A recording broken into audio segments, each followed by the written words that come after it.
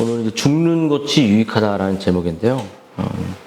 여러분, 우리 바울이 계속 우리들에게 보여주고 있는 것은 자신의 삶의 환경이 감옥에 있고 자신의 있는 환경에 풀려나지 못하고 또 자신의 사람들이 밖에서 저렇게 예수 그리스도를 전했는데 감옥에 있는 바울을 조롱하고 또 거짓 교사들이 그 빌립보의 교회들을 망가뜨릴 때도 바울은 뭐가 핵심이냐면 자신 안에 그리스도가 가득하다는 것입니다. 그리고 그 그리스도의 그 가득한 기쁨으로 그들을 초청하고 싶은 마음이 바울에게 가득했어요.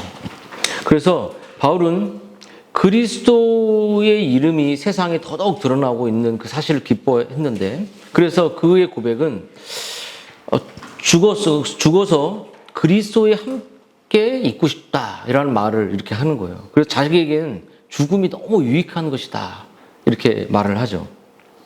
여러분, 우리가 살아가다 보면 막 제가 예전에 이제 어머니를 속썩인 적이 있는데 뭐냐면 그 길거리에서 이제 어머니를 만났는데 모른 척했습니다. 너무 이렇게 초라해 보이고, 그리고 집을 이렇게 재래식 화장실에 이렇게 살다 보니 한 2번 정도 그렇게 살았거든요. 그러니까 보면은 집이 이렇게 하면 막 김이 나가고, 저희 아내는 아직 그런 거 모르더라고요. 칵 막 방에서 찬 그 기가 나가고 막 그렇게 할 때 제가 그 어머니는 이제 진짜 그 찢어진 속옷을 입을 정도로 진짜 어머니만 정말 열심히 하셨거든요. 근데 이제 그 어머니에게 제가 했던 건 뭐냐면, 왜 이렇게 집이 가난하냐, 왜 이렇게 집이 이렇게 초라하냐고, 큰 집이 가자. 막 울면 큰 집에 이사 갈 줄 알았어요. 근데 이사를 안 가죠. 그리고 그런 모습을 보면서 참 제가 이렇게 어머니의 인생을 이렇게 지금 이렇게 조금 막 점점 연약해지는 인생을 보면서 끝까지 잘 돌봐드려야겠다 이런 마음이 있는데요. 너무 삶이 고단하고 관계적으로 피곤하고 매일 막 가정이 힘든 일상이 될 때 우리 많은 사람들은 죽고 싶다 이런 말을 할 때가 있어요. 죽고 싶다. 저는 예수님을 믿었을 때도 너무 교회 공동체에서 힘들 때 죽고 싶더라고요. 오늘 그냥 안 갔으면 좋겠다 교회. 이런 마음이 있죠. 그때 사람들에게 당신 그런 사람들이 죽는 게 복이야. 암으로 막 오래돼서 그런 말들에 대한 죽음은 오늘 사도 바울의 죽음을 왜곡하고 있다고 말할 수 있어요. 여러분, 바울은 정말 죽는 것이 유익하다고 말했습니다. 왜냐하면 죽음에 대한 이런 우리들이 가지고 있는 이 이해는 성경이 말하는 죽음에 대한 이 계시와 이해를, 바울의 이해를 완전히 왜곡하고 있는 거기 때문에 바울의 죽음은 정말 어떤 죽음인지를 오늘 바울이 설명하는 거죠. 여러분, 죽음에 대한 이렇게 뒤틀린 이해를 가지고 있으면 바울이 말하는 죽는 것도 유익이라는 이 말을 이해를 못하는 거예요. 근데 이런 식으로 바울은 자기가 이 세상을 살면서 2가지 선택을 갖는 거예요. 뭘 선택할지 모르겠다. 어떤 선택이냐면 살아서 예수님을 깊이 사랑하면서 복음을 전하는 선택. 또 한 가지 선택은 뭐죠? 죽어서 그리스도와 완전한 의에 이르고 지식에 이르는 완전에 이르는 인생의 선택. 바울은 그 선택밖에 없었어요. 그냥 좀 더 건강하게 살고 이런 것이 아니었죠. 여러분, 하지만 바울은 죽는 것이 훨씬 더 낫다라는 고백을 하고 싶죠. 근데 여러분, 삶과 죽음에 대한 이 태도, 여러분이 가지고 있는 인생을 살아가는 삶, 또 죽음을 대하는 태도, 그 태도가 어떤지를 한번 좀 같이 비교해 보고 싶은 거죠. 저도 이 바울의 모습을 보면서 정말 기도가 너무 많이 나오는데 기도도 잘 못하고, 너무 이 괴리가 정말 예수님을 닮아간다는 것은 상상할 수 없을 정도로 바울은 나도 너희와 똑같은 성정이 있다 이렇게 말을 하기 때문에 정말 바울의 이 죽음에 대한 이해는 현실 도피가 아니죠. 여러분, 우리가 이 삶을 살다 보면 정말 열등감이 우리들에게 많이 있거든요. 열등감. 또 뭐 실현당하거나, 가정이 정말 파탄되거나, 사업에 실패하거나, 성적표에 막 계속 F가 막 뜨거나, 이런 여러 가지 우리의 제일 중요한 건 관계죠. 이 관계 속에 죽고 싶다. 이 마음이 우리 안에 불쑥불쑥 올라오죠. 그때. 근데 여러분 바울은 그런 죽음이 아니었죠. 모이세스 실바라는 교수님이 이제 지금도 이제 번역이 되고 있는 이제 책인데요. 그 교수가 이제 주석을 보는데 사는 것뿐만 아니라 죽는 것도 그리스도와 함께 매여 있다. 근데 칼빈은 또 이렇게 말해요.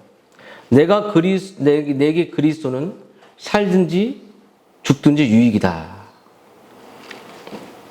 이런 말을 이제 칼빈이 했어요. 그래서 여러분, 바울에게 있어서 삶은 무엇이고 죽음은 무엇인가? 여러분에게 있어서 삶은 무엇이고 죽는 건 무엇인가?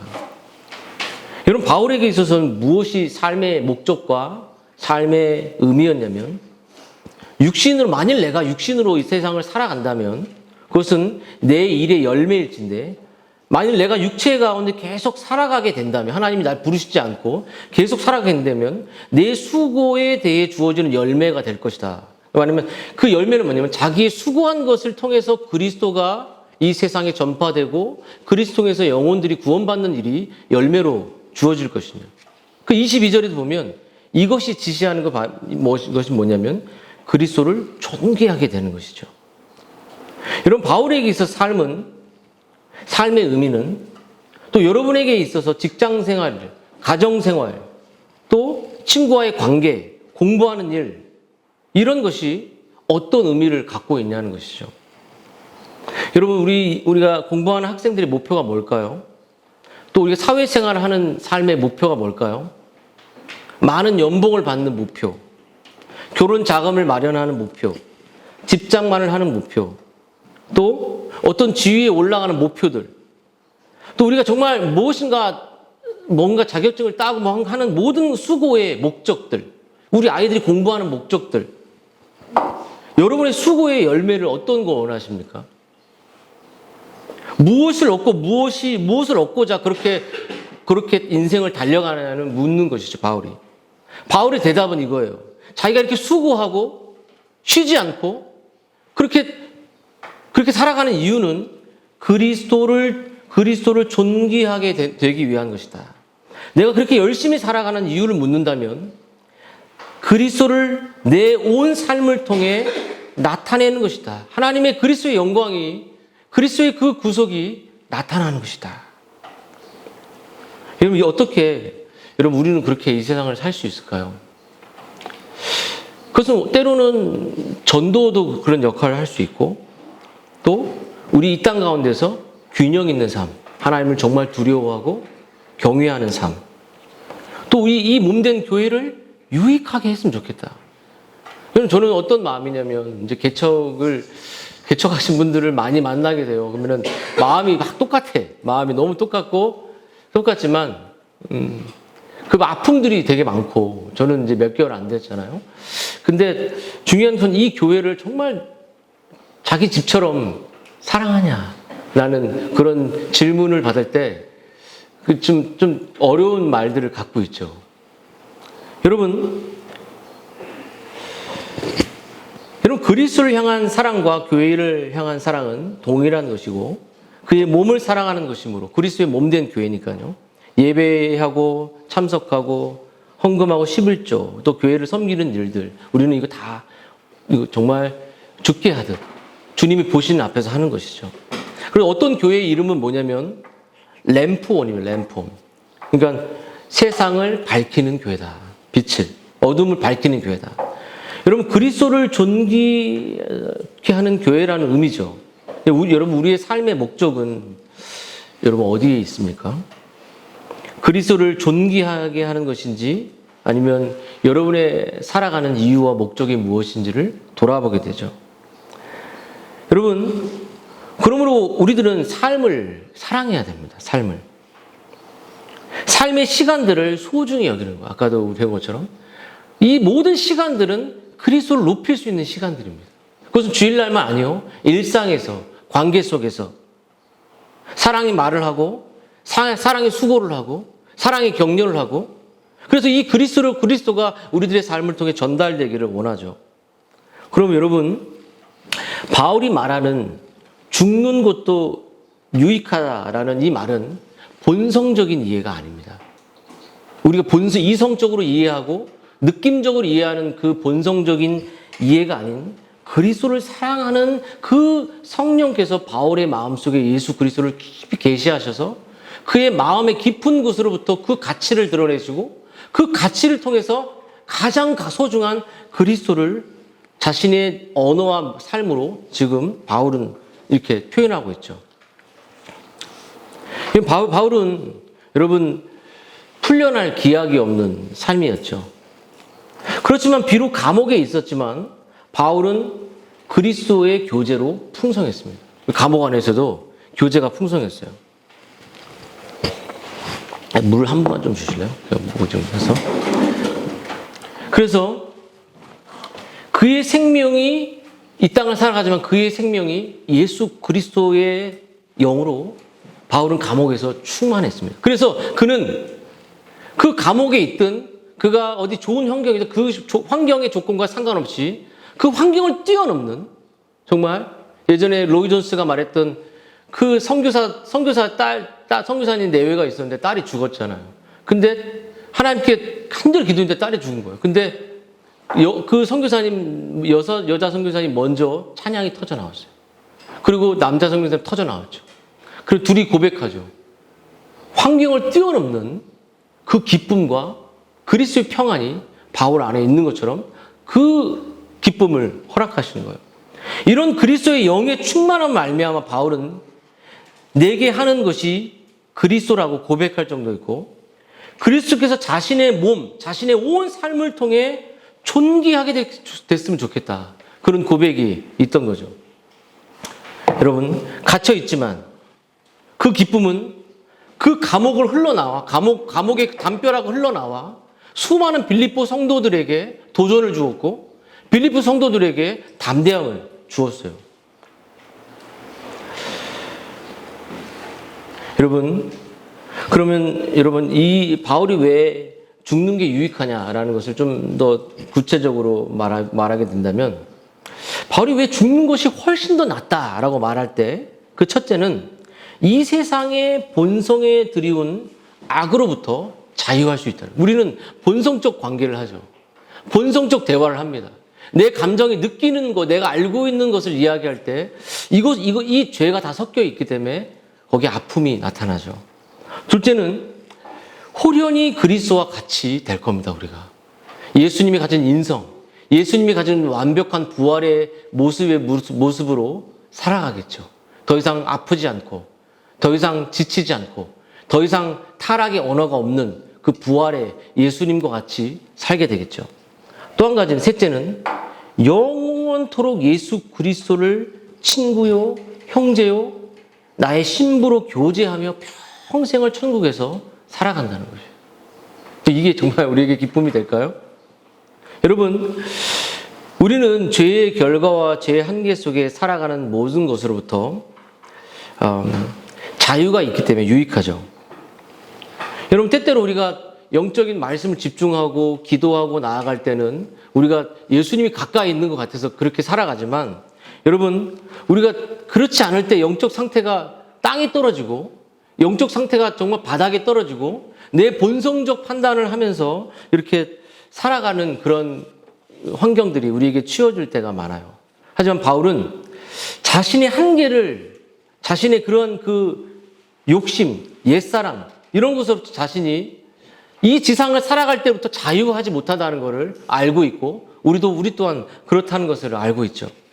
그래서 바울은 그 죽음을 통해 얻게 되는 그것을 다시 한번 설명하는데 뭐냐면 어떤 측면에서 그리스도께서 우리가 그 자신의 죽음으로 어떤 유익을 얻게 될 것인지를 바울이 말을 해요. 그것은 첫째로 우리가 의로움에 있어서 우리가 그리스도와 같이 될 것입니다. 우리가 의로움에 있어서. 바울은 디모데에게 쓴 편지에서 의의 면류관에 대해서 말하는데요. 이 면류관은 의로우신 재판장이신 예수 그리스도께서 신자에게 주실 것이다. 이런 상상을 해보십시오. 의의 면류관이 아니라 우리가 믿음으로 의롭다함을 받고 그것을 이 땅에 맛보기 시작하면 하나님의 칭의가 일어나서 그 안에서 그리스도 안에 있는 즐거움을 맛보기 시작해요. 우리가 너무나 놀랍고 이 감사한 경험들이 내가 그리스도 안에 있구나, 그리스도께 나를 구원했구나라는 것을 내가 경험하죠. 하지만 신자가 그리스도와 같이 의롭게 될 것에 비할 수 없는 거예요. 완전한 그리스도와 같이, 그리스도가 부활한 그때처럼, 그 그리스도가 우리에게 보여준 그 인성의 모습처럼 우리도 완전해질 텐데, 그때에 대한 유익을 바울은 미리 믿음으로 보고 있는 것이에요. 그날이 오면 신자는 하나님의 창세 전에 그리스도 안에서 그들을 택정하신 뜻대로 드러나게 것입니다. 그 아들의 형상을 본받아 살게 되는 거죠. 또 한 가지 바울이 어떤 유익을 얻냐는 것은 뭐냐면 그 지식에 있어서 그리스도와 같이 된다는 지식. 여러분, 우리는 지식은 다 부패한 지식이라고 말할 수 있습니다. 우리는 우리의 가진 지식이 실수가 있고 또 그 지식으로 또 상처를 주는 지식이 될 수도 있어요. 또 맹목적인 지식이 될 수도 있죠. 근데 신자가 죽음을 통해 의로움에 있어서 그리스도와 같이 되는 것처럼 우리가 가진 지식에 있어서도 완벽한 그리스도를 사랑하는 지식으로 완성되죠. 지금 우리가 하는 것마다 부족하고 불완전합니다. 말에도, 지식을 기반한 말에도 실수가 존재합니다. 또 그 지식에 경건까지 없다면 그것은 완전히 찌르는, 겸손함도 없다면 그 지식은 날카롭게 다른 사람을 찌르는 가르침과 명령이 되는 억압이 되기도 합니다. 우리가 가진 지식에는 항상 오류가 뒤섞여 있습니다. 하지만 바울이 죽고 그 주님의 영광스럽게 되는 날은 그렇지 않죠. 심지어 하나님을 알되 지금 하나님이 우리를 아시는 것처럼 우리가 알게 될 것이라고 말합니다. 그리고 이 땅 가운데서 불분명하고 혼란스럽게 어려웠던 모든 것들이 정오의 빛과 같이 밝게 빛나는 것이죠. 바울이 말한 것처럼 우리가 지금은 거울로 보는 것처럼 희미하나 그때는 얼굴과 얼굴을 볼 것이다. 하나님의 영광을, 하나님을 아는 지식을, 그리스도 아는 지식이 너무나도 완벽해지는, 지금은 불완전한 지식을, 때로는 그 지식을 추구해도 우리가 죄에 넘어지고 그런 삶을 살지만 그날에는 너무나도 완벽한 그리스도를 사랑하는 지식을 소유하게 되고 그 지식으로 즐거워하게 되는 그 삶을 살게 된다는 거죠. 또 한 가지 있습니다. 여러분, 우리 사랑은 어떻죠? 누군가 사랑할 때 우리의 사랑은 조건적인 사랑입니다. 그렇죠? 우리는 뭐뭐 때문에 사랑하지 않습니까? 저 사람이 후원해 주기 때문에, 저 사람이 기도해 주기 때문에, 저 사람이 나에게 무엇을 주기 때문에, 뭐뭐 때문에, 저 사람이 나에게 수고해 주었기 때문에, 우리는 그 때문에 사랑입니다. 근데 하나님의 사랑은 여러분 어떠면 그럼에도 불구하고의 사랑입니다.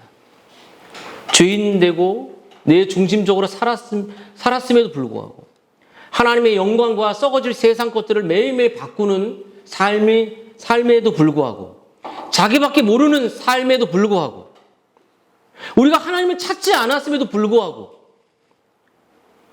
하나님은 나를 사랑하셨다는 거예요. 이런 조건을 뛰어넘는 사랑, 이 세상에 가능할까요? 이것을 우리에게 실현할 수 있는 힘을 주셨죠. 그리스도 안에서. 죽음의 유익은 그리스도와 같이 아낌없이 자기를 그리스도께서 다 내어주셨습니다. 하나님께서는 자기 아들을 아끼지 아니하다고 말했죠. 그런 것처럼 아끼지 않고 우리가 줄 수 있는 것은 우리 안에 그리스도로 충만해질 때 그것이 이 땅 가운데 실현할 수 있는 것입니다. 우린 조건입니다. 나한테 도움이 되기 때문에, 나에게 뭔가 했기 때문에 그것 때문에 선택하죠. 여러분, 너무 놀라운 일이 아닌지 모르겠어요. 사랑에 있어서 여러분 그리스도와 같이 될 수 있는 것, 그리스도의 사랑의 그 수준으로 우리가 사랑할 수 있는 것, 자기를 내어준 그 사랑, 자기를 내어 죽기까지 내어준 그 사랑, 더구나 하나님의 아들이 죄인을 위해서 우리의 일상에서 우리가 하는 모든 일에는 우리 자신이 너무나도 많은 것을 차지할 때가 많습니다. 내 감정, 내 지식, 내 판단. 하지만 그리스도의 사랑은 그렇지 않습니다. 그리스도의 사랑은 자기 비하의 사랑이었죠. 자기를 대속물로 버리는 사랑이었습니다. 심지어 그리스도의 사랑이 드러날 때가 언제였습니까? 이 세상에. 우리의 삶에서 그리스도가 드러날 때가 언제였죠? 우리가 좀 더 뉘우치고 잘 살 때였나요? 우리가 언제 그리스도의 사랑이 우리에게 펼쳐졌습니까? 우리가 원수 되었을 때. 로마서 이렇게 말, 우리가 죄인 되었을 때에 그리스도께서 우리를 위하여 죽으심으로 하나님께 우리에 대한 자기의 사랑 확증했다. 여러분, 어떻게 그리스도의 사랑이 나타났습니까? 우리를 위해 죽으셨습니다.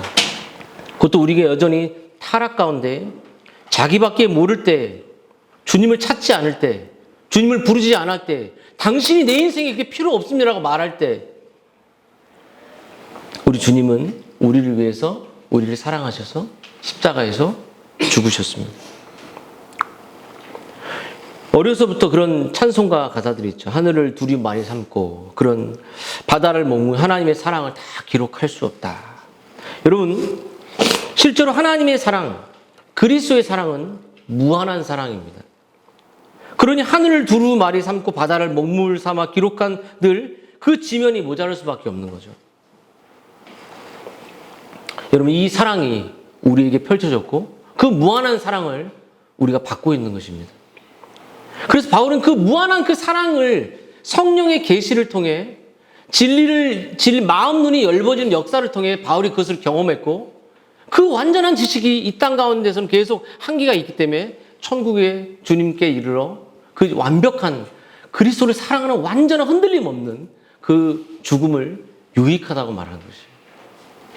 여러분, 그렇다면 여러분 이 땅 가운데서 주와 동행하는 삶과 죽어서 영원한 기쁨을 맛보고 살 것인가에 대한 바울의 고민이 무엇을 택해야 될지 자기 모르겠다라는 말이죠.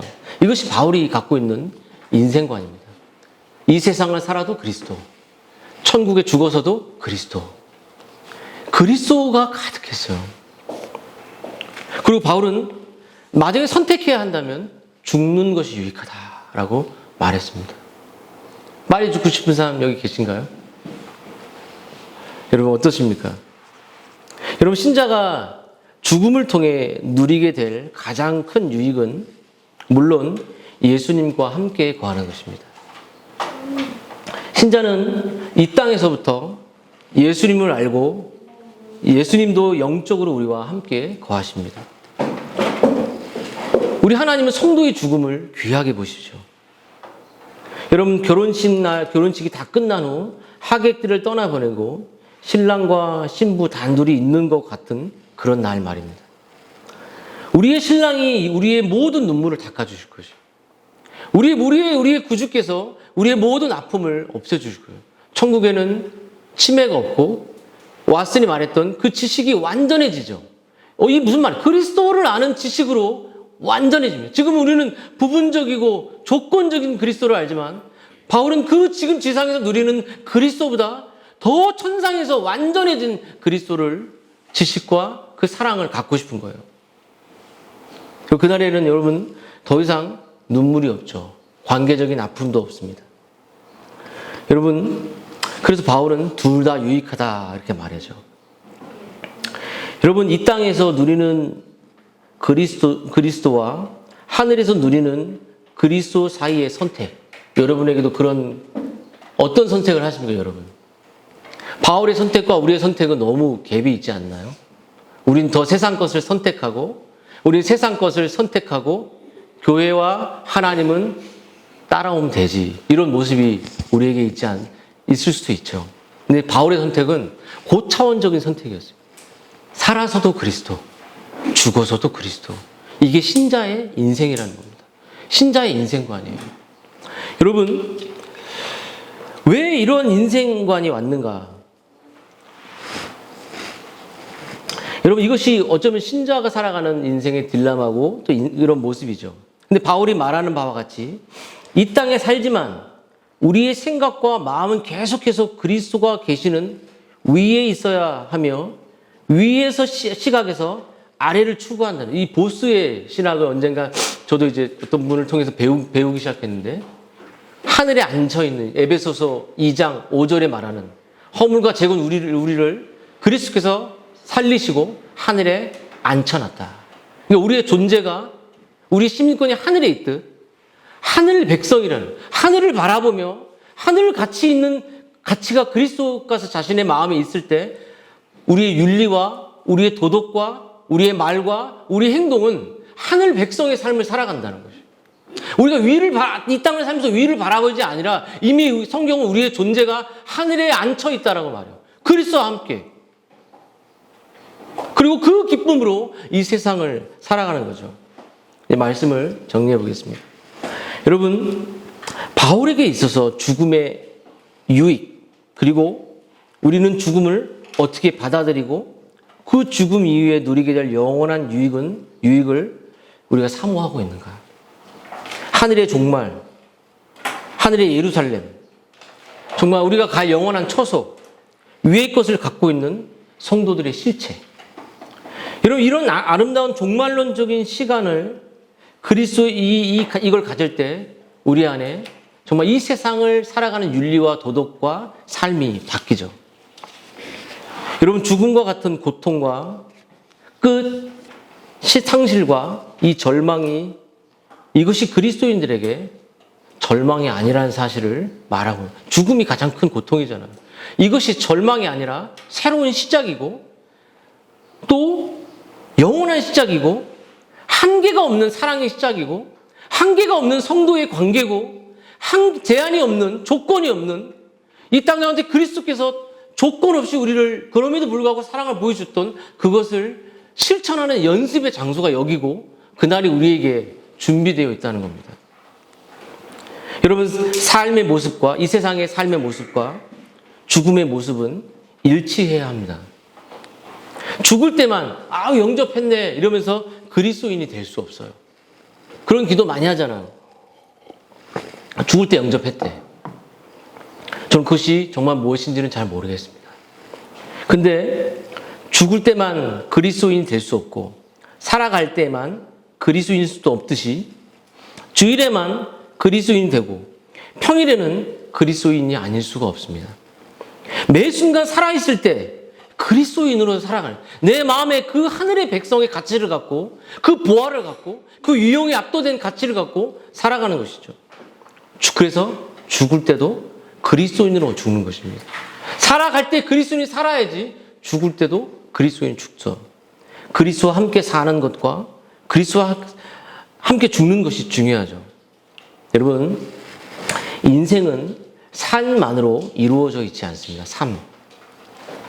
인생을 이성과 본성으로 느끼는 대로 생각하면 안 됩니다. 그렇게 생각하는 것은 인생이 죽음과 함께 끝난다고 생각하는 관점이죠.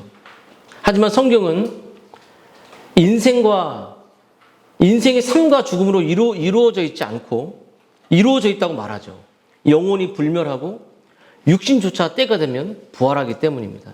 그러므로 여러분, 삶만큼이나 죽음이 중요하고 죽음만큼이나 삶 또한 중요합니다.